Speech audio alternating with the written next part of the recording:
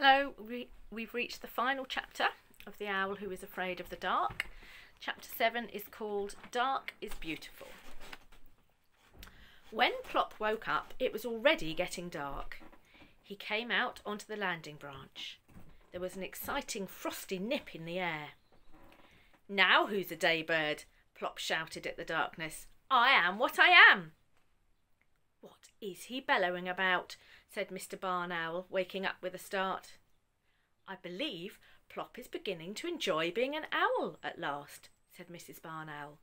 "But shh, pretend to be asleep." Plop waddled up to inspect them. They were drawn up tall. Fancy sleeping on such a lovely night. While he wasn't going to hang about waiting for them, he might be missing something. The man with the telescope might be back, or some Boy Scouts, or anything. He was going down to see.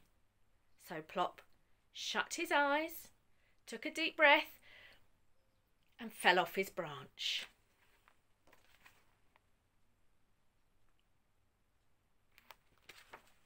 He floated down on his little white wings and landed like a feather. Feeling very pleased with himself, he looked around.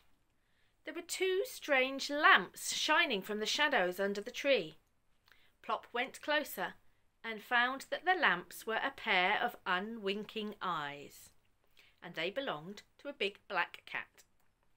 Plop waited for a minute, but what he was expecting to happen didn't. "Aren't you going to say anything?" he said at last. "All the others did."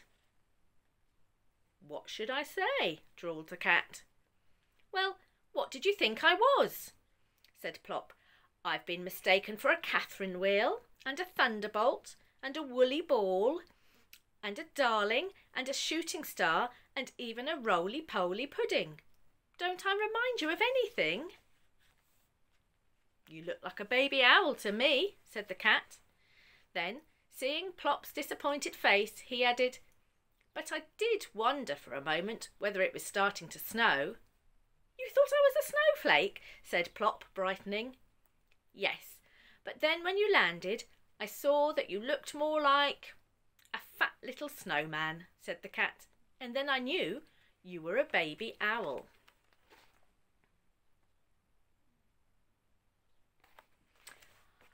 "Ah, but do you know what kind of owl I am?" said Plop.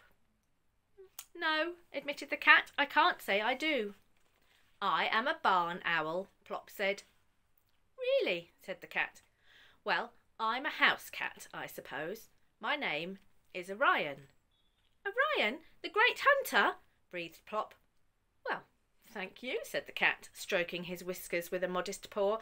"I am rather a good mouser, as a matter of fact, but I didn't know I was as famous as that." "Orion," said Plop again. "Oh, I wish I had a name like that."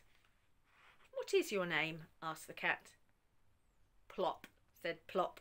"Isn't it awful?" "Oh, I don't know. It's, different," said the cat kindly. "And at least it's short. There's nothing short for Orion, really, so I'm usually called Puss, which I can't say I care for much." "I shall call you Orion," said Plop. "Thank you. Look, Plop, I was just going hunting. Would you like to come with me?" "Oh," said Plop, "I don't know. I would like to, I think, but I'm not very happy about the dark." "Oh dear, we'll have to do something about that," said Orion. "What?" said Plop. "What can you do when you're afraid of the dark?" "I don't believe you are afraid of the dark, really," said Orion. "You just think you are. Dark is beautiful. Take a night like this. Look around you. Isn't it beautiful?" Plop looked. The moon had risen. Everything was bathed in its white light. "I love moonlight," said the cat. "Moonlight is magic. It turns everything it touches to silver, especially on frosty nights like this. Oh, come with me, Plop, and I will show you a beautiful world of sparkling silver.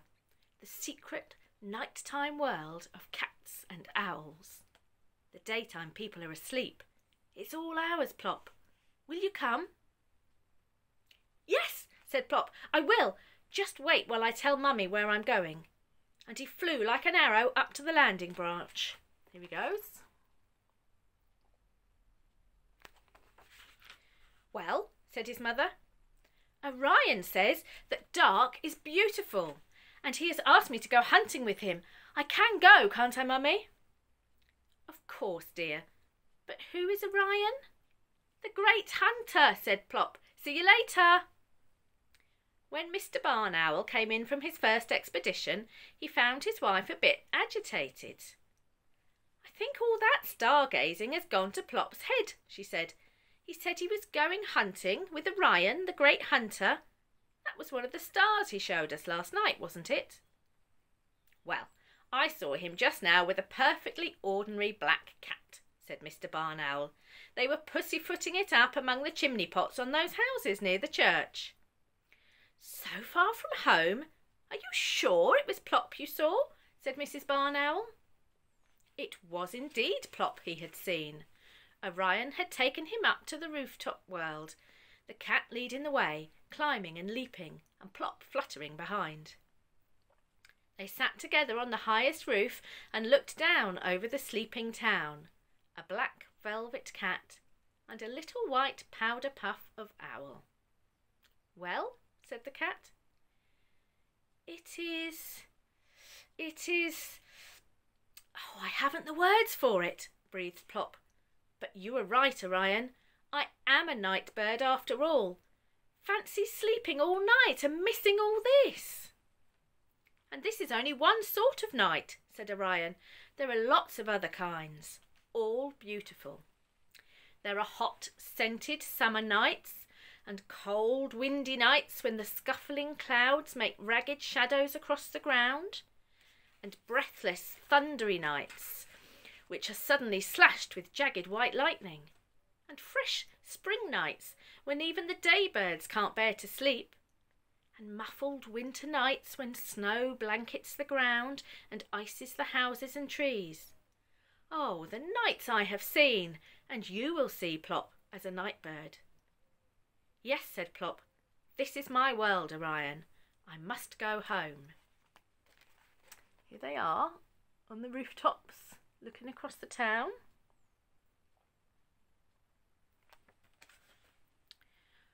"What? Go home already? We haven't done any hunting yet, and I have lots more to show you. A glass lake with the moon floating in it, and... I must go, Orion. I want to surprise them.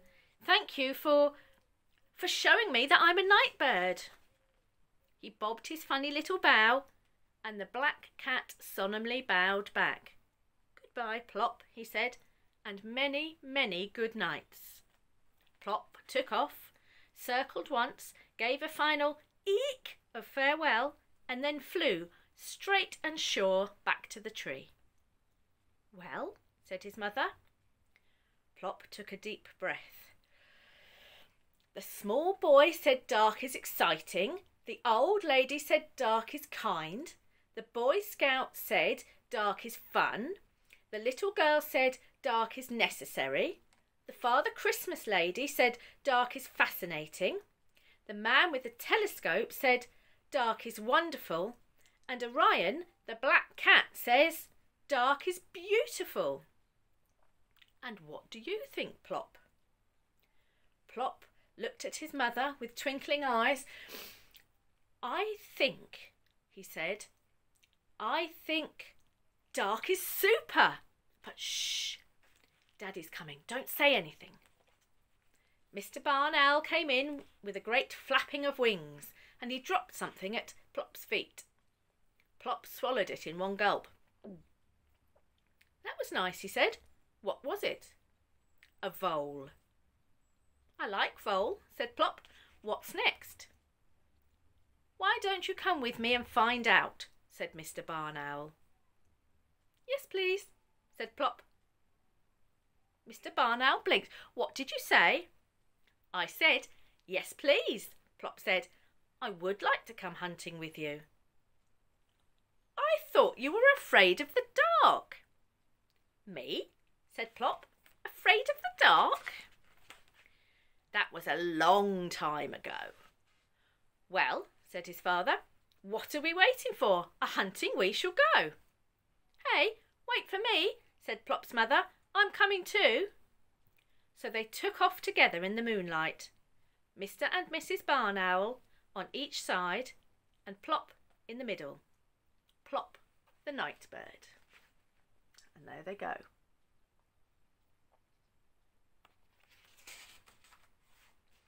That's the end of our story, and we learned how Plop discovered that he was meant to be up at night.